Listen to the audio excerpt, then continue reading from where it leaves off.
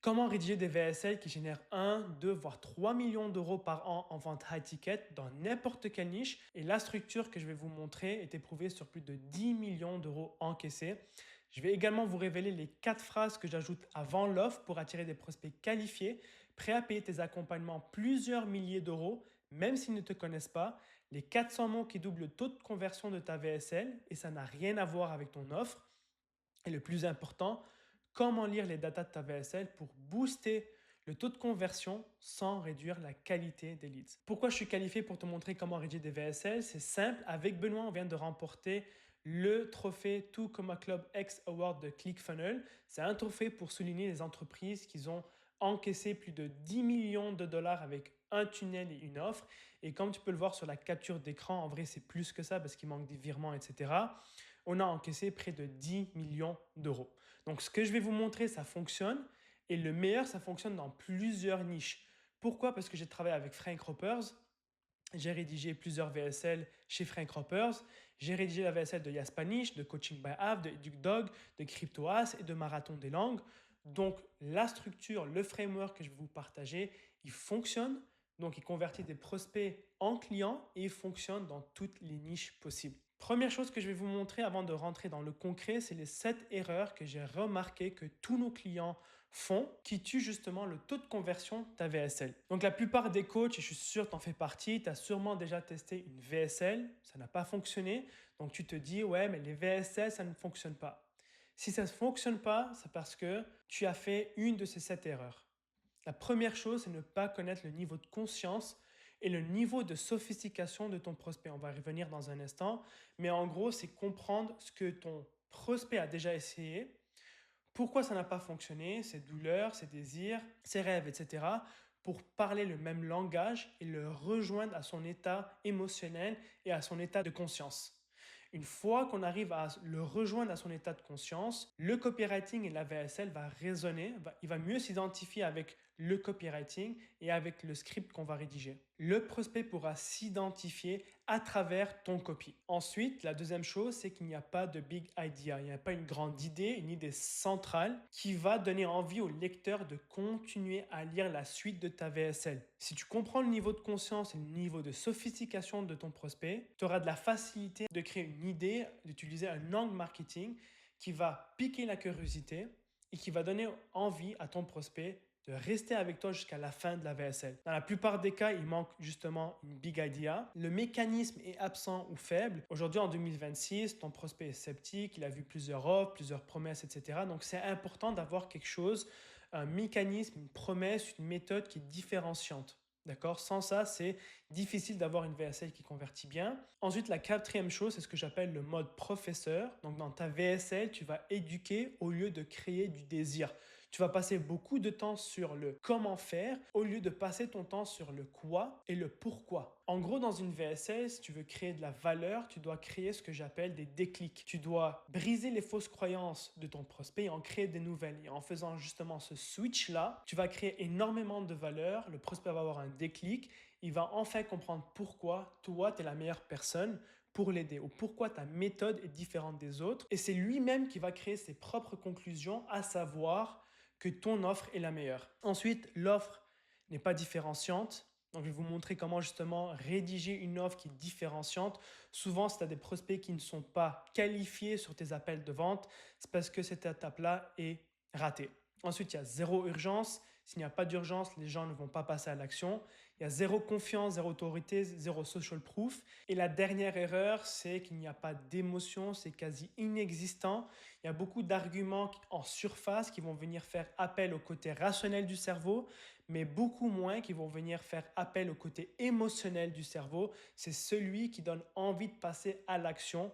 Et justement, l'humain passe à l'action à cause de quoi? Les émotions. Il va venir justifier ses actions par le rationnel. Donc, dans cette vidéo, si tu restes avec moi jusqu'à la fin, je vais te montrer comment corriger toutes ces erreurs pour avoir une VSL qui convertit super bien et qui convertit un prospect en client sous 24 heures. Alors, le point le plus important, c'est l'introduction. Pourquoi il faut passer énormément de temps sur l'introduction? Parce que c'est ça qui va donner envie à ton prospect de regarder la suite de ta VSL. Si tu veux, il faut créer un effet de glissade où la première phrase donne envie de lire la suite, la deuxième phrase donne envie de lire la troisième phrase et ainsi de suite. S'il n'y a pas cet effet glissade dans ta VSL, le taux d'engagement va être bas et le taux de conversion va être bas aussi. Alors la première chose, c'est comprendre le niveau de conscience de ton prospect. Donc ça, le niveau de conscience, c'est tout simplement ce que le prospect sait sur lui-même. Et le niveau de sophistication, c'est ce que le marché a déjà entendu, les promesses qu'il a déjà entendues, les offres qu'il a déjà essayées, les méthodes qu'il a déjà essayées, etc. Donc en gros, ce que je viens de dire, c'est que la VSL, c'est un escalier. Donc on va rejoindre le prospect à son niveau de conscience et on va le faire monter en niveau de conscience. Donc de l'inconscient au problème, à la solution, au produit, on va présenter votre offre et ensuite à l'achat ou sinon réserver un créneau avec l'équipe commerciale. Donc les états de conscience, c'est très simple. Il y a l'inconscient, il y a le problème aware, il y a la solution aware, il y a le product aware et il y a le most aware. L'échelle de conscience, ça vient de Eugene Schwartz, j'ai rien inventé.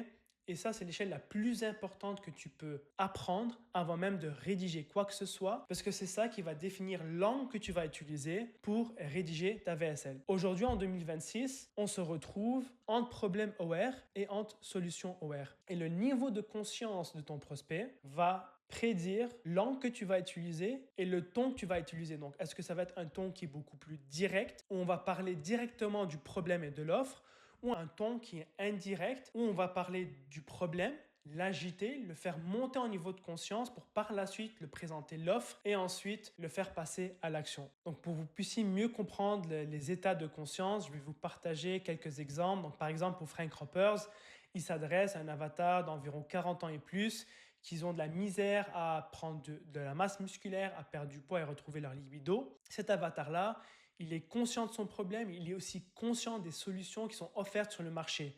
Donc, il s'est déjà fait brûler dans le passé, il a déjà essayé plusieurs choses. Donc, pour Franck, ce qu'on va faire, c'est on va utiliser un ton qui est un peu plus direct. On va parler du problème, l'agiter et arriver à l'offre beaucoup plus rapidement que la personne qui est inconsciente. Par exemple, pour notre activité de copywriters, on s'adresse à des salariés. Ça, c'est un prospect qui se situe entre inconscient et conscient de son problème.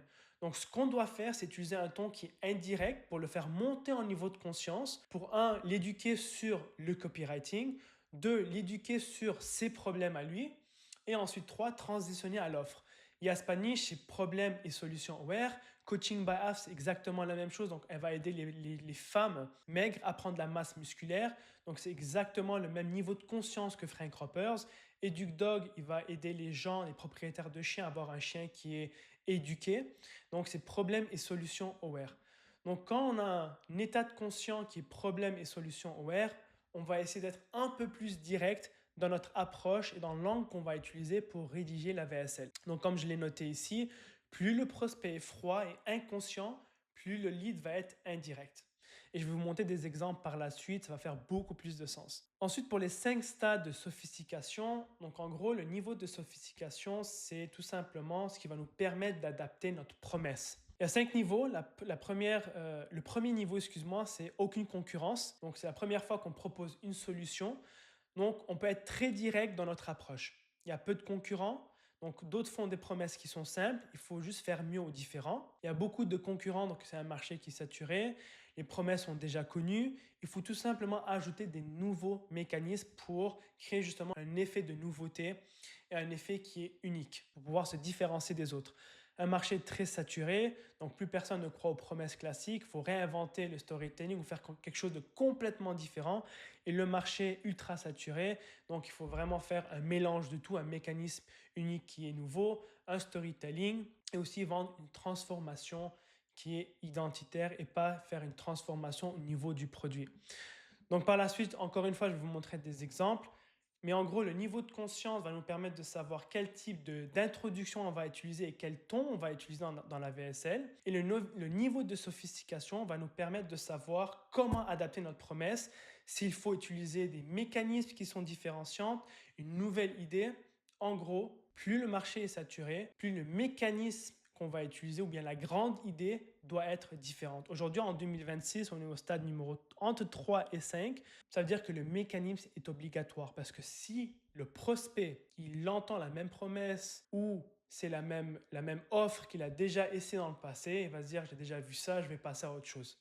Ta VSL ne va pas convertir. C'est pour ça que c'est super important de passer beaucoup de temps sur ton avatar, le niveau de conscience et de sophistication, et créer un mécanisme qui est unique, qui est nouveau, qui donne envie justement aux prospects de continuer à lire la suite.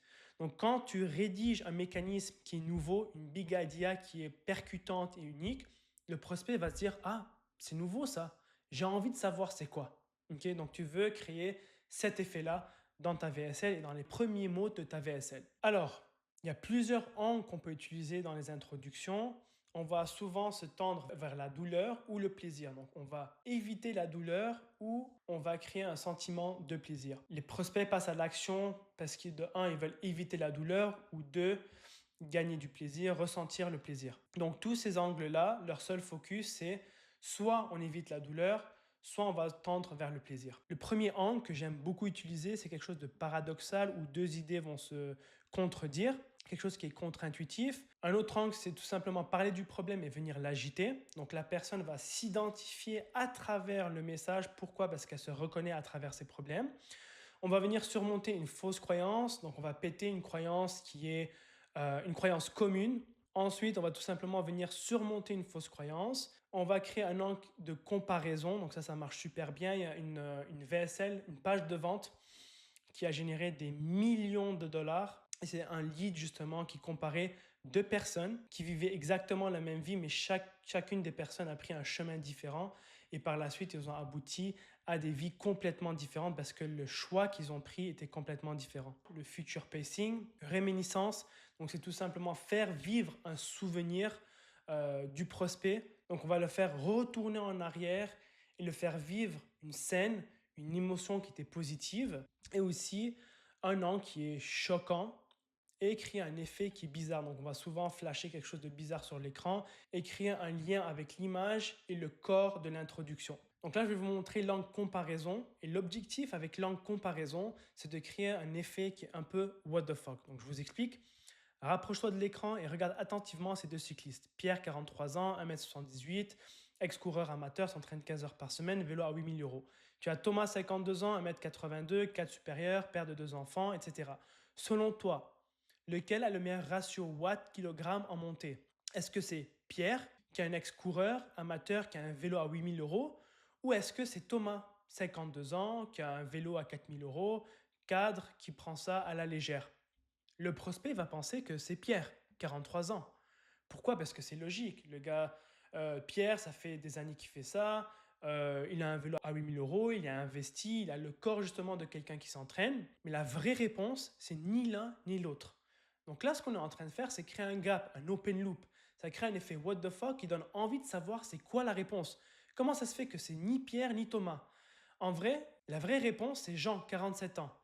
Directeur commercial, 1m80. Et quand tu regardes cette image, ça n'a rien à voir avec quelqu'un qui s'entraîne, qui a l'apparence physique d'un cycliste professionnel. Pourquoi? Parce qu'il a une tenue vestimentaire qui est un peu professionnelle, il a un peu du gras sur le ventre, il a un vélo à 3 000 euros. Ça fait aucun sens, c'est complètement contre-intuitif. Donc ça donne envie de savoir comment ça se fait que ces gens qui a un meilleur ratio watt-kilogramme en montée. Et donc, ça donne envie de savoir c'est quoi. Ensuite, l'angle que j'aime beaucoup utiliser, c'est le choc bizarre. Donc, on va flasher quelque chose de bizarre sur l'écran qui donne envie de continuer à regarder la VSL. Donc, as-tu déjà vu ton cerveau pendant une crise alimentaire? Rapproche-toi de l'écran et regarde cette image. Donc, c'est un truc bizarre, ça donne envie de savoir c'est quoi. Les zones en rouge qui s'illuminent, ce sont exactement les mêmes que chez une personne en manque de drogue. Et ensuite, ce que je vais faire, c'est garder le mécanisme unique du problème secret.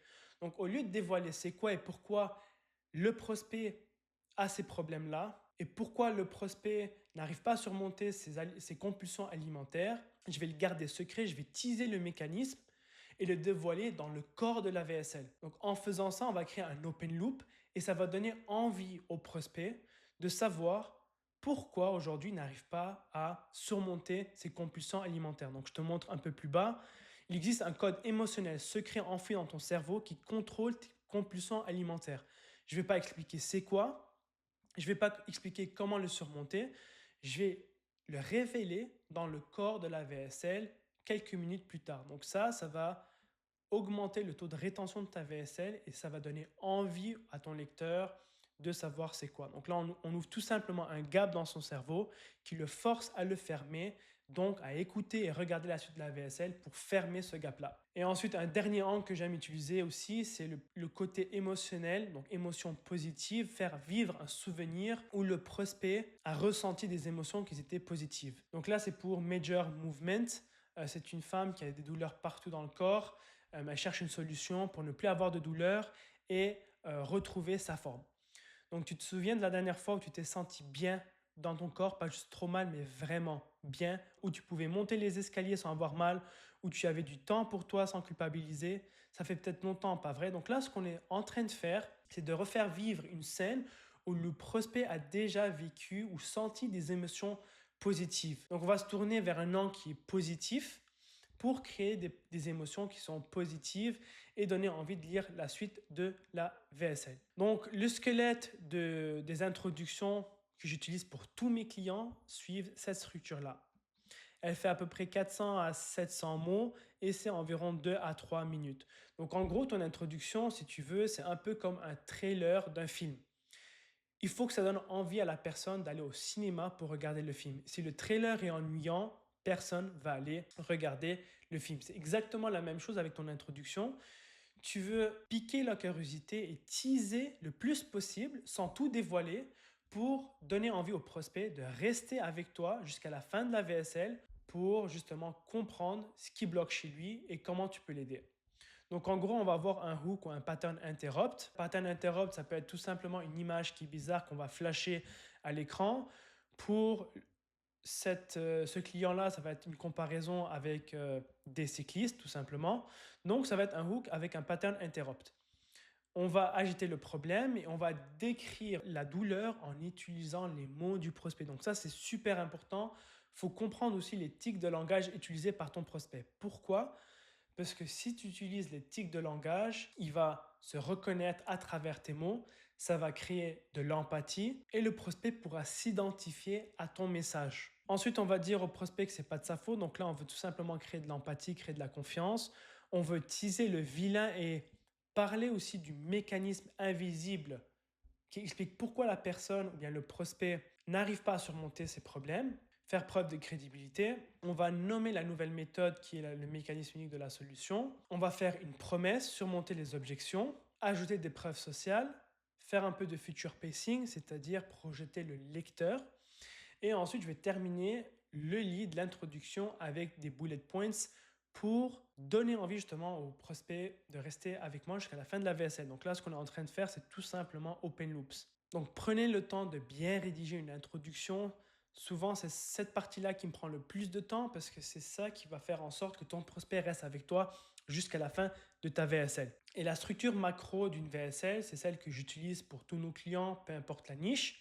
Tu as le pattern interrupt, tu as l'introduction que j'appelle le lead, tu as la partie crédibilité, donc on va expliquer pourquoi on doit nous écouter et pourquoi on est qualifié pour aider justement le prospect à surmonter ses problèmes. Ensuite, il y a une partie storytelling. Donc ça dépend vraiment du marché. Donc si tu es sur un marché qui est B2C, mass market, comme dans la perte de poids, dans le make money, on va utiliser le storytelling qui va venir créer énormément d'émotions et créer de nouvelles croyances limitantes, donc briser les fausses croyances et en créer de nouvelles, aussi créer une nouvelle identité chez le prospect pour qu'il puisse passer à l'action. Sur un marché qui est B2B, qui est beaucoup plus direct, on va éviter le storytelling. Okay. Ensuite, on va voir le mécanisme unique du problème et le mécanisme unique de la solution. Donc ça, c'est vraiment le cœur de notre argumentaire de vente. On va expliquer pourquoi tout ce qu'il a fait dans le passé n'a pas fonctionné et pourquoi notre méthode est différente et pourquoi on peut l'aider. Ensuite, il y a la partie offre. Donc là, c'est super important d'expliquer en quoi nous sommes différents. Il y a la garantie, le future pacing. Donc c'est là qu'on va projeter le prospect dans un futur qu'il désire vivre. Donc ça, c'est tout simplement une technique en PLN pour créer énormément d'émotions positives et ensuite on va faire un appel à l'action. Et pour terminer, il y a l'urgence parce que sans urgence, les gens ne vont jamais passer à l'action. Il y a 3 types d'urgence et je vais vous les montrer à la fin de cette vidéo. Alors maintenant, on va parler de la Big Idea. Selon moi, c'est le point le plus important qui vient après la recherche d'avatar parce que sans recherche d'avatar, on ne peut pas créer de Big Idea. Et ça, c'est Eugene Schwartz qui l'a dit. Une big idea est trouvée à partir de la recherche de l'avatar, en comprenant les désirs, les frustrations, les peurs, les croyances internes, les peurs internes et externes. C'est ça qui va nous permettre de trouver une bonne big idea et aussi comprendre le niveau de sophistication et l'état de conscience du prospect. Sans ça, c'est impossible de trouver une big idea qui va créer un déclic et créer un effet que j'appelle scroll stopping. Donc, quand ton prospect sur les réseaux sociaux, il va opt-in sur ta page de capture pour regarder ta VSL, il faut que ça crée un déclic, un effet qui est nouveau, unique, qui va piquer la curiosité, qui va donner envie à ton prospect de regarder la suite de ta VSL. Donc, les critères pour une bonne big idea, c'est il faut que ça soit unique, il faut que ça soit nouveau, because old news don't sell, tout ce qui est nouveau vend, et ça c'est prouvé à travers le temps, et même avec Benoît on l'a réalisé, il faut qu'on vende quelque chose qui est sexy et qui est nouveau, il faut que ça soit différent, il faut que ça soit crédible, parce qu'on peut faire une grosse promesse, mais s'il n'y a pas de preuves pour supporter justement cette promesse-là, c'est pas crédible et l'argument s'effondre. Et aussi, il faut que ce soit urgent et top of mind. D'accord? Donc, si tu as ces critères-là, tu as déjà une bonne big idea. Maintenant, comment trouver la bonne big idea? Comme je l'ai dit, ça prend du temps, de la recherche. Donc, il faut vraiment prendre le temps de faire une analyse profonde sur le marché et sur l'avatar, comprendre ce que le prospect a déjà essayé dans le passé, comprendre ses problèmes, ses douleurs, ses frustrations, et aussi comprendre ce qui y est offert sur le marché pour qu'on puisse se différencier. Donc c'est à partir de ça qu'on va créer une big idea ou une idée centrale qui est complètement différente. Donc si tu veux, ton idée, ça va être, la big idea, ça va être l'idée centrale de ta VSL et tous les arguments dans ta VSL vont venir supporter cette idée-là. Ok? Ensuite, trouver le mécanisme de différenciation, donc le mécanisme unique du problème et trouver le mécanisme unique de la solution. Donc à partir de ces trois critères-là ou bien de ces trois points-là, on pourra trouver la bonne big idea. Pour simplifier, une big idea, c'est tout simplement plusieurs angles différents que tu vas utiliser. Donc un karatéka, s'il a une cible précise à attaquer, il va utiliser plusieurs types de techniques, un point, un coup-pied, coude, bref, peu importe, pour arriver à la destination, c'est-à-dire frapper la cible qu'il doit viser. Et la big idea, c'est exactement la même chose. Ça va être plusieurs angles différents que tu vas utiliser pour avoir une VSL qui convertit le mieux. Eh bien, la big idea, c'est exactement la même chose. Donc, tu vas trouver plusieurs angles différents qui ont plus ou moins le même objectif, mais une d'entre elles va avoir un impact qui est beaucoup plus élevé sur le taux de conversion de ta VSL. Donc, un angle peut te permettre d'avoir un taux de conversion de 10%, alors qu'un autre angle va te donner un taux de conversion qui est très bas. Ok? Donc, j'ai mis plusieurs exemples. Disons, on part sur la niche qui est de la perte de poids. On peut avoir plusieurs angles différents pour véhiculer le même message. Premier angle, ça peut être à partir d'une découverte scientifique. Donc, on va tout simplement présenter une nouvelle étude ou un fait scientifique qui change justement la croyance du prospect. Donc, cette nouvelle étude japonaise dévoile une hormone cachée dans ton cerveau qui t'empêche de perdre du poids. Sinon, ça va être un événement historique, donc la méthode des gladiateurs pour développer un corps tonique et perdre la graisse du ventre. Problème caché, donc on va révéler un obstacle invisible dont ton avatar n'a pas conscience. Donc, exemple, ce n'est pas votre alimentation, mais votre sommeil qui empêche la perte de poids, donc ça c'est contre-intuitif. Un élément physiologique ou psychologique, la fibre musculaire dormante qui permet à n'importe quelle femme de perdre du gras une fois activée. Et ensuite, la contradiction d'une croyance populaire que la majorité des gens croient être vraie, mais en vrai c'est faux. Donc pourquoi manger moins ne vous fera jamais maigrir. Et pour trouver ces angles-là, il faut tout simplement faire des recherches sur Internet, sur les forums, comprendre ton avatar, ce qu'il a déjà essayé dans le passé, etc. Donc là, je vais te montrer des exemples concrets de big idea que j'ai créé avec mes clients. Donc, premier client, c'est dans la niche de vélo, cyclisme. L'avatar, c'est un homme de 40 à 55 ans, cadre passionné de vélo avec peu de temps. Le problème, c'est qu'il stagne malgré des heures d'entraînement, se fait lâcher dans les montées. La première big idea, c'était la big idea de la zone fantôme. Donc, ce que je voulais faire ici, c'est créer un concept qui est unique et différent, mais en même temps qui est simple à comprendre. Donc, en gros, le cycliste, il pédale dans une zone fantôme qui l'empêche de gagner des watts. Okay? Donc, Cycliste, il pense pédaler dans la bonne zone qui va lui permettre d'augmenter ses watts, mais en réalité, il ne pédale pas dans la bonne zone. Et cette zone-là, je l'appelle la zone fantôme. Ok, donc ça, c'est unique, c'est différent, ça pique la curiosité, ça nous donne envie de savoir c'est quoi ça la zone fantôme. Donc un truc aussi, c'est de donner un nom qui est catchy, qui est différent. Donc le fait de donner un nom différent, un concept différent à la bigadia, au mécanisme du problème, ça va créer un effet de nouveauté et ça va donner aussi envie de savoir ce que c'est. La bigadia numéro 2, c'était tout simplement une fibre musculaire dormante qui n'est pas activée. Et cette bigadia, c'est lié à la physiologie et c'est un angle qui est beaucoup plus scientifique. Et j'ai trouvé ça justement en faisant des recherches. Je voulais comprendre pourquoi les cyclistes n'arrivaient pas à monter en watts. Et c'était tout simplement parce qu'il y avait une fibre musculaire qui n'activait pas pendant qu'ils s'entraînaient. Donc moi, j'ai tout simplement ajouté le mot dormante. Ça fait quelque chose de sexy, de nouveau. Ça donne envie de savoir c'est quoi cette fibre musculaire dormante. On a décidé de prendre la Bigadia zone fantôme parce que l'avatar n'est pas du tout scientifique. Okay, donc il résonne beaucoup mieux avec un concept qui est unique et simple à comprendre. Ensuite, pour la niche de compulsion alimentaire, avatar femme 35 ans, souvent mariée, problème compulsion alimentaire, n'arrive pas à se contrôler. La première Bigadia, c'est un code émotionnel secret qui contrôle ton cerveau, donc qui est relié à la physiologie et à la science.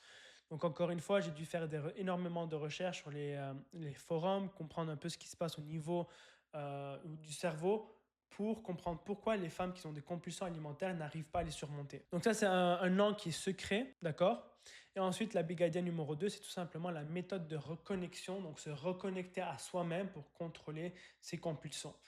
Donc Bigadia numéro 1, c'est relié à la physiologie, à quelque chose qui est ancré dans ton cerveau. Et la méthode de reconnexion, c'est tout simplement un concept général qui te permet de te reconnecter à toi pour contrôler tes compulsions. On a testé les deux et la Bigadia numéro 1 a mieux converti. Le taux de conversion, le taux d'engagement, excuse-moi, sur la VSL était plus élevé et le taux de conversion également était plus élevé. Okay?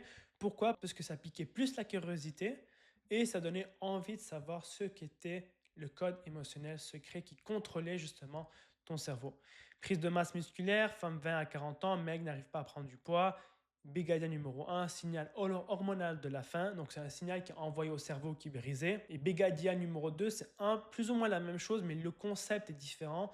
Donc, c'est un interrupteur qui est on-off. S'il est sur on, ça va te permettre de prendre du poids. S'il est sur off, ça ne te permet pas de prendre du poids. Donc, c'est pour ça que tu n'arrives pas à prendre de la masse musculaire.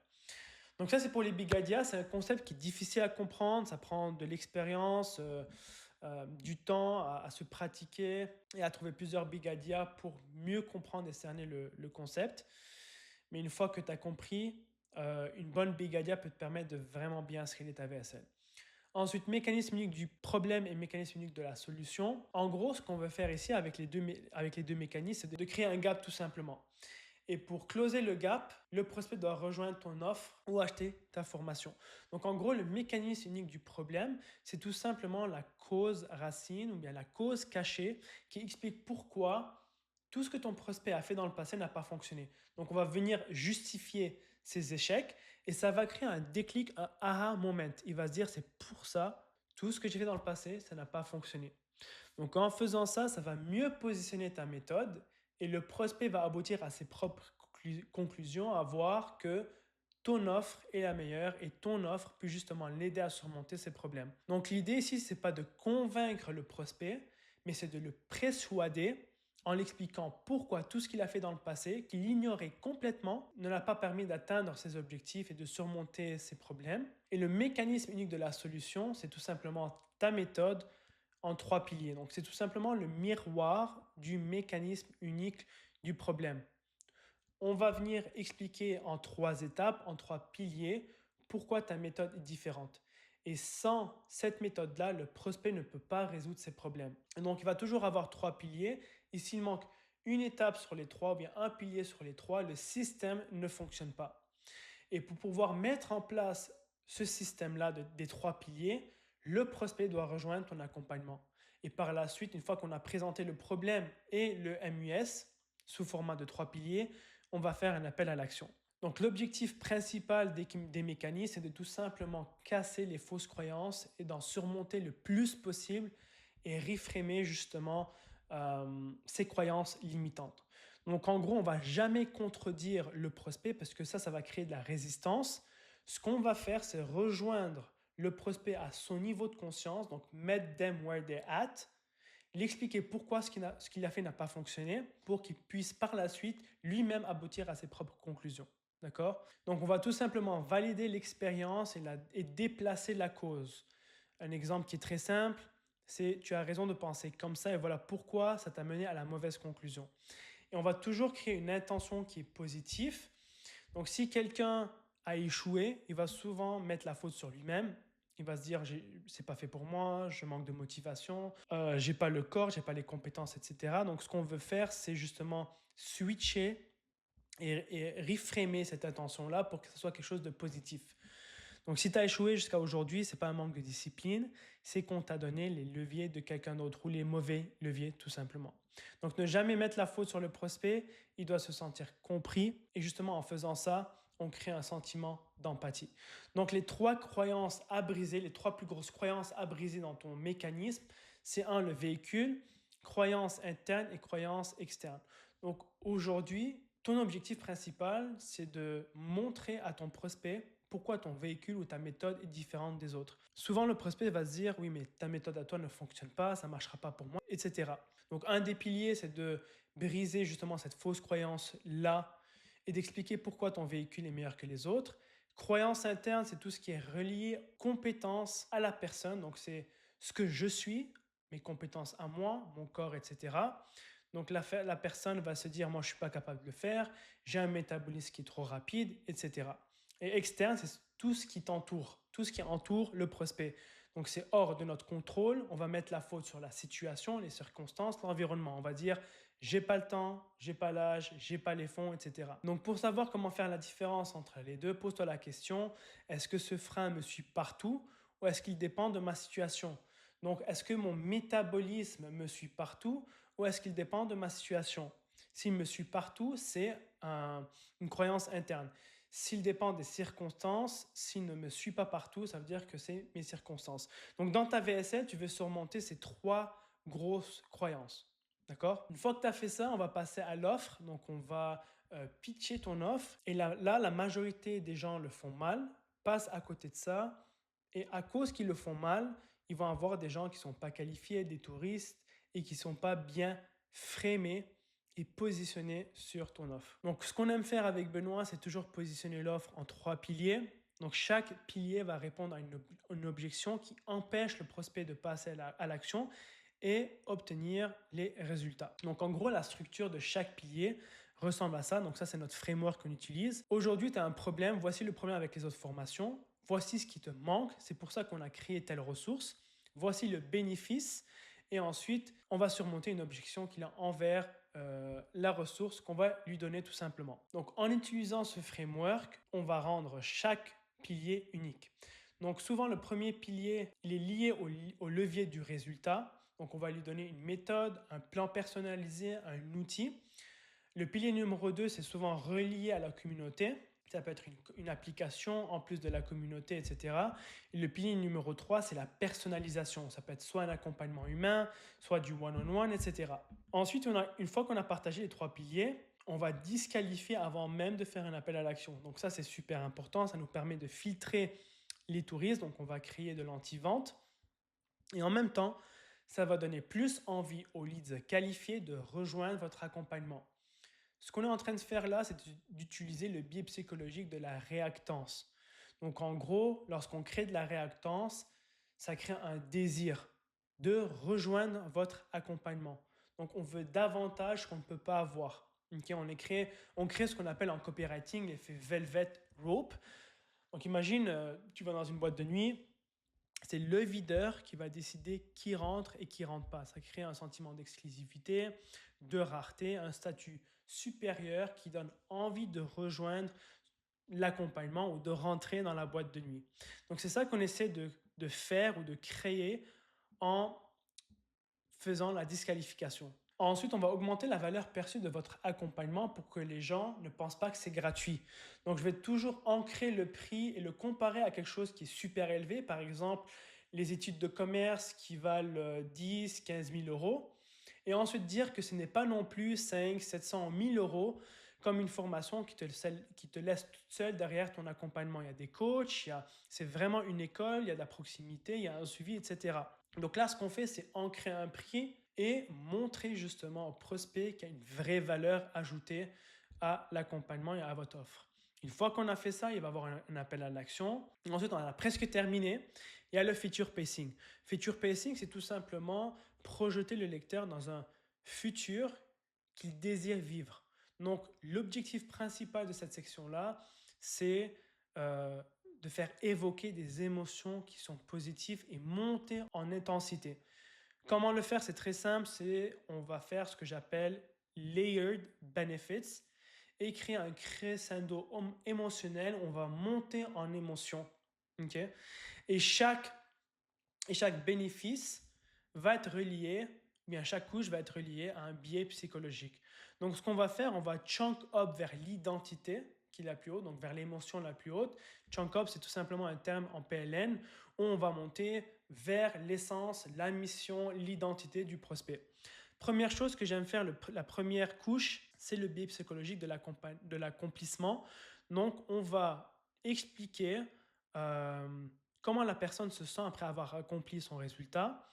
Il va toujours avoir une validation externe. Donc, leur montrer que les autres les admirent. D'accord? Donc, les autres te regardent, les regards se tournent vers toi. Quand tu vas sur la plage, tu te sens confiante en bikini et pour la première fois, tu remarques le regard des hommes se poser sur toi. Okay? Donc là, ce qu'on est en train de vendre, c'est un statut. Et ça, c'est super puissant. Ensuite, tu as la transformation identitaire. Donc là, on va montrer au prospect qu'il n'est plus l'ancienne personne. Donc là, ce qu'on va montrer au prospect, c'est en le projetant dans le futur, il devient une nouvelle personne. La personne qu'il rêve réaliser. Et ça va au-delà de l'apparence physique, etc. C'est au niveau de la transformation interne, de la transformation identitaire. Et souvent dans les films, c'est ça qu'on va faire avec l'héros. Au début, il a une certaine identité qui l'empêche d'atteindre son objectif. Et à la fin, pour atteindre son objectif, il doit devenir quelqu'un de nouveau. Il doit se créer une nouvelle identité, une identité qui est positive. Et c'est ça qu'on veut faire à la fin, parce que la transformation identitaire, c'est ce qu'il y a de plus puissant. Et ensuite, monter vers l'essence et la mission. Si on est dans une niche qui est plus reliée au coaching, on va parler de l'essence et de la mission, c'est-à-dire transmettre mon apprentissage, mes compétences à mes petits-enfants, à d'autres coachs, etc. Donc ça, c'est vraiment le sommet du bénéfice profond. Donc comment faire pour trouver les bénéfices profonds? On va tout simplement se poser la question, et alors? Donc disons, j'ai atteint 5 kilos de masse musculaire. Donc 5 kilos de masse musculaire va me permettre de faire quoi dans ma vie que je ne pouvais pas faire auparavant. Là, on trouve le deuxième bénéfice profond. Ensuite, on se redemande la même question, etc., jusqu'à aboutir à la transformation identitaire et à l'essence mission de chaque personne. Dernière chose, l'urgence, donc le coût de l'inaction plus les 3 leviers que je vais vous partager. En gros, le principe est très simple. Sans urgence, personne ne va passer à l'action. On va créer un sentiment de douleur et aussi un sentiment de perte. C'est les deux émotions les plus fortes qui vont faire en sorte que le prospect va passer à l'action. Donc, on va utiliser une technique qui s'appelle aversion à la perte. C'est quoi? C'est tout simplement que la douleur ressentie à l'idée de perdre quelque chose est environ 2 fois plus intense, plus forte que le plaisir de l'obtenir. Donc, en gros, l'humain veut éviter la douleur avant même de chercher le plaisir. Donc les 3 types d'urgence, c'est le coût de l'inaction. Donc ce qui va se passer dans 6 mois si la personne ne change pas de situation.